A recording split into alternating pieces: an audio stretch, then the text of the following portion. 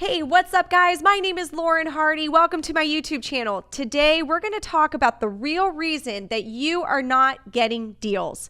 So imagine you are doing everything right. You are talking to sellers every day. You've got a ton of seller leads, but you keep hearing something. You keep hearing the word no. You keep hearing you're offering too low.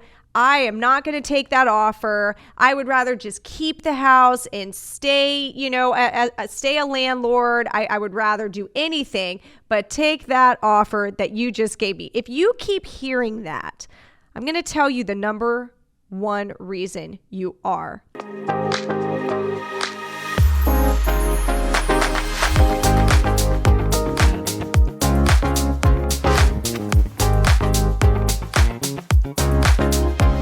So anytime I hear from one of my students that, they're doing everything right, but just sellers want too much money these days. Anytime I hear students start exaggerating, like anytime I talk to a seller, they say no, that they could just list their property on the market. And this is what every single seller says to me. I can't get one seller to say yes. I've talked to so many sellers and just every seller will not take my offer. I haven't gotten any deals and I've talked to so many sellers. Anytime I hear students get on, that pattern, that rant, that kind of rant of exaggeration a little bit, I always know that I need to run diagnostics on their business. So what I call running diagnostics is this. Imagine that your business is a machine. And when you have a machine and there's something going on in your machine and it seems to be broken, it's not producing what it used to produce or what it should produce, you get a repair technician in, and what do? The first thing they do is they run diagnostics to figure out what is broken in the machine. And man, machines, they have so many components and so many parts, and that's exactly how a business is. There's so many components and so many parts of a business. And if you do one thing wrong, it can break your whole machine. It could get you terrible results because you got one thing broken in your machine. So what I call running diagnostics is something that I do on my coaching calls all the time with students. I've got a flow. I've got a way I do it. And when I do this, I can always hear what's broken in the machine. So in this episode, I'm going to share with you how I run diagnostics with people. And I'm going to share with you the number one reason that most people hear this and are having a hard time tying up deals right now. So the first part of my process in running diagnostics is I want to get the facts. I don't want to hear exaggerations, okay? So exaggerations sound like this. Every seller is saying no. Seriously, like all the sellers right now, they keep saying that they would rather let their house go into foreclosure than sign my offer. Seriously, I've heard it from so many sellers, that exact thing. Okay, I'm going to stop you right now. Not every seller. I think you probably heard that once. And you're now exaggerating and saying every seller is saying this wild statement, and that is not true. So what I want is I want facts when I run diagnostics. Do not give me exaggerations. The first thing I'm going to ask is how many leads are we talking about? How many sellers have you talked to? And I need an exact number. You better have a number. You need a CRM. Okay, this is where a CRM is going to help you. You better have a number for me when I'm running diagnostics or I can't help you. If you need a CRM recommendation, go to ReSimply. It's amazing. You need a CRM. You need to be able to tell me, I've talked to 45 leads. That's the answer I want. So when I ask you how many leads you've got and you respond with something like, say, 40, I talked to 40 people. I would tell you, okay, you're on the right track. So far, you've got enough leads in your machine. When I hear, well, I talked to 5 people. Okay, come on. This business isn't that easy. If you think that only talking to 5 sellers is going to get you a deal that closes you $20,000, you've got another thing coming, okay? If the business was that easy, everybody would be doing it. So say you give me the answer 40. Next, I'm going to ask you, so of those 40 sellers that you talked to, how many offers did you make? And the response is important.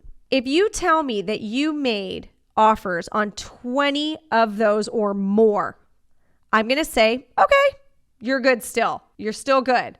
If you answer with, say, 20 or less, I'm going to say you're the problem. So a common area that people really mess up here is they talk to, say, 40 sellers, and then they start over qualifying the sellers based on the dialogue they had with the seller, and they don't make offers. And that is a cardinal rule. I'm going to tell you, don't break it. Every seller gets an offer. I don't care what the seller says. I don't care if the seller doesn't have the 16 peers or pillars of motivation. Every seller gets an offer. If you are on my team, every seller gets an offer, because that seller that said they wanted above Zestimate, believe it or not, in 6 weeks might come back to you saying that they would take the price that you offered them. More times, I can't even tell you how many times my team has made offers to a seller that was super high on their price in that first initial call, and they eventually get the seller to come down in price. But if you are over qualifying your seller leads and not giving them an offer because they gave you some high price, now that seller's not even gonna have a chance to think about your offer. So you're never going to be able to turn, that seller into a true, deal. If you don't really go through the whole process, you're never going to know. So every seller gets an offer. So if you answer that question, I got 40 leads, but you only made 5 offers, you're the problem. And that's the break in your machine. You need to change your process, and every seller gets an offer. Okay. So now let's say that you're doing everything right still, and you still are hearing, no, you're coming in too low. So say you answered the question with, I made 20 offers or more than that, right? What are you doing wrong? Okay, this is the big one. This is why you're listening to this episode. You are offering too low. Chances are you got some sort of offer price philosophy or formula from a YouTube video or another educator, and they gave you a formula. The formulas I'm going to review next, but what's probably happened is, this is my guess because I know to ask this question next. Not my first rodeo, okay? You probably are utilizing a formula that is making your offer price too low, and you need to adjust your offer pricing philosophy today, because I'm going to tell you this, and I will argue it till I'm blue in the face. These formulas don't work in every market. So what's unfortunate is you'll have a YouTuber or an educator who works this one market say, oh, you should use this formula, but you're in a completely different market and that formula doesn't work there. And you end up offering too low or even maybe too high because that formula doesn't work there. So I'm going to share with you next the formula that works everywhere. But before I do that, let's go into some formula examples that I've heard that I would like you to completely remove out of your process. The first one is the 70% minus repair rule. So what that is you take the ARV and you multiply it by 70%, then you minus whatever repair estimate you came up with on this house. This rule is junk. Please stop using it. It's seriously dumb. Stop using it. And go ahead and put in the comments, light my head on fire for saying this. But I promise you, this rule doesn't work. It is an amateur rule and it doesn't work. It's actually what a lot of amateurs do. Please stop utilizing this rule. The reason it doesn't work is a couple things. Number one, 70%. Who made that up? Who got that? That number didn't work. It does not work in today's marketplace in most territories in the country. Most territories are about 85%. If you live in Southern California, it's like 95%. So do the math. Take a house that's $500,000 and see how your offer price changes when you do 70%, 80%, 90%. Now imagine you're a seller getting that offer price. And if you have another investor you're talking to and maybe one used 80% and one used 70%, who's going to win, right? So this formula doesn't work. The other thing that this formula does, which is a huge disservice, is that it is assuming you're a rehabber. It is assuming that The end play on this house is you're going to fix it up and you're going to flip it like HGTV style. And I'll tell you, in many markets, that's not the best play. The best play is to maybe turn the house into a rental. Landlord buyers pay more than house flippers. And the reason is they pay based off the rent the property generates, and they don't fix up the house the way a house flipper would. So a house flipper might need to repair the home and spend $50,000. So ARV, times 70 minus 50,000, right? But a landlord buyer might put $5,000, clean the thing up and put a tenant in there. So that tells you, you are assuming that your end buyer is a flipper, and your end buyer might not be. It might be a landlord market where all your competition is a bunch of landlords. So who's going to win? The landlord buyer offering more money. So I think you got the point. ARV times, a certain percentage does not work in all markets. So stop using that today. The next formula I've heard is Zestimate times 0.65 or 65% of Zestimate. I've heard people quote 55%. I've heard people quote 75%. This rule, again, doesn't work in all scenarios. There's a couple reasons. Number one, Zestimate isn't always right. We know this, right? Zestimate is an algorithm. It's not like Zillow has someone in each market, an appraiser that goes house to house to house and puts in the value that they assess. No, it's all done by an algorithm, by a computer, and that computer makes assumptions. And those assumptions could be incorrect because the subject property has something that a computer can't really wrap its head around. So don't rely on Zestimate. Are Zestimates close sometimes? Yeah, they are, sure. In some markets, Zestimate gets pretty darn close, but it's still not something that you want to rely on. The other thing is the assumption of 65%. Well, I'll tell you what, some areas, your end buyers want a better deal, so you need to do 55%. Some areas, the sellers have so many investors knocking on their door that you need to be more competitive and you need to do 70%. So how are you going to win over that seller when you don't really know what percentage to use and you're using Zestimate, which could be completely wrong? It could be too low and now you just came in too low. So another formula I'm not a fan of. Now, the next formula I'm going to talk about is one I've actually never heard. So what I'm instead going to say is random formulas that you put together somehow because you watched one YouTube video. I have no idea where some of these formulas come from, but this one was very unique and I'm going to share it in case this is something that's floating around. I literally just heard about this formula in the last day. I had someone, a student, tell me that the way he came up with offer prices is he takes the average sale price, the per square foot sale price. So say, houses in the area are selling for $100 per square foot. He would take that $100 per square foot and instead he would minus $5 just so he got it cheaper. So he would do $95 per square foot times the square footage of the subject property. I have no idea where he came up with this idea, but that's what he would do. And then, so say, for example, it's 1,000 square foot property. He would come up with an offer of, say, $95,000. Then he would minus his desired wholesale fee. So he would say he wanted to make, $15,000 of a wholesale fee. So he would offer the seller $80,000 because he wants that wholesale fee. Well, I'll tell you what, I have no idea where you came up with that one, but it's wrong. Don't do it. Just don't do that method. It doesn't work.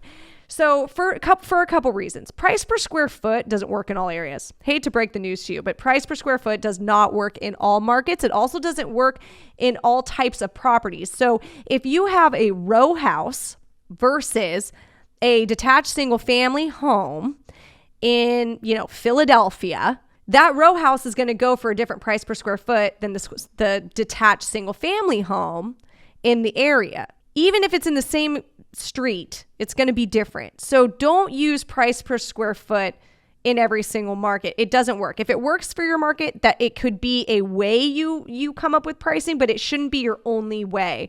Price per square foot also doesn't work in very high price markets. It didn't work in my local market in, Orange County.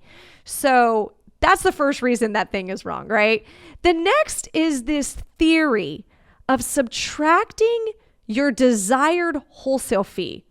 Whoever taught that to you, I don't know. Just remove it from your brain, right? Pretend you're like, we're Men in Black right now, in that movie, and I hold that thing and I like erase all your memories. Erase that memory that you get to dictate your wholesale fee. We are in a seller's market. So the seller isn't going to care what you want for the property because they've got 5 other investors that they can call. So you need to make sure that you are offering a price that meets the seller's expectation, but also meets your end buyer's expectation as well. And that's a delicate balance.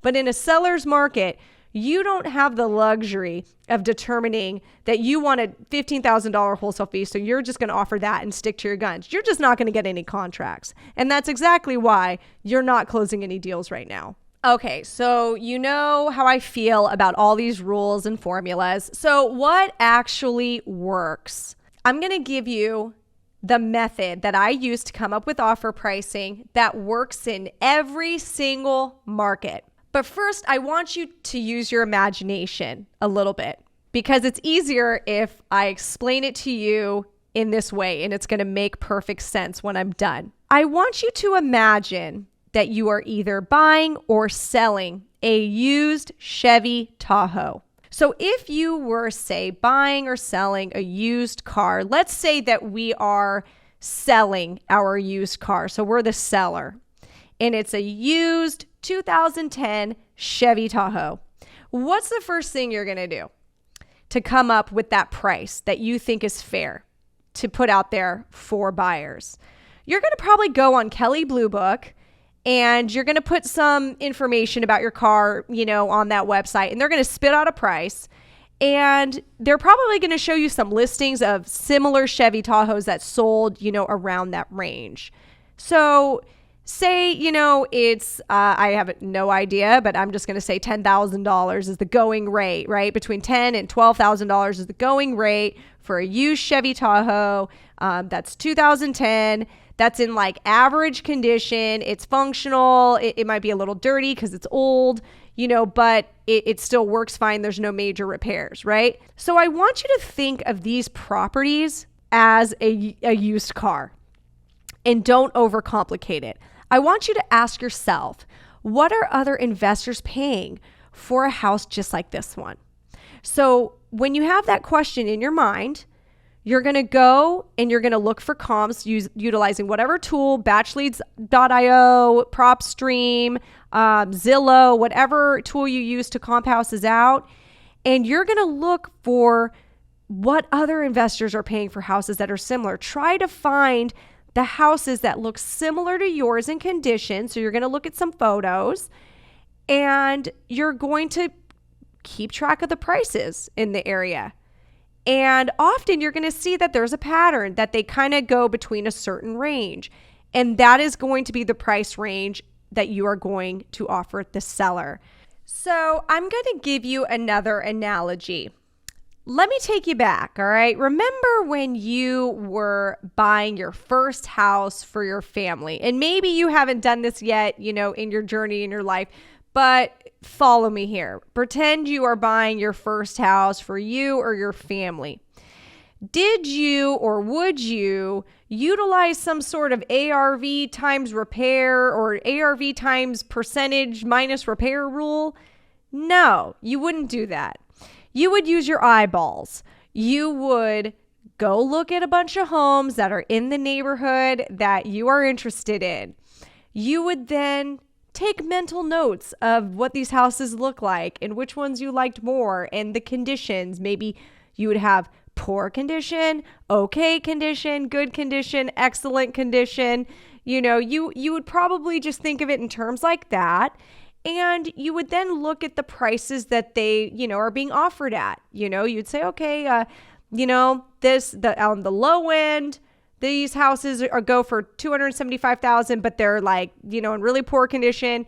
And then on the high end, it's like $325,000, right? You would just come up with a price range, based on the homes and how they looked. And you would come up with a price that was fair to you, right? You wouldn't overthink it. You wouldn't use any formulas. What I'm telling you to do is that exact thing.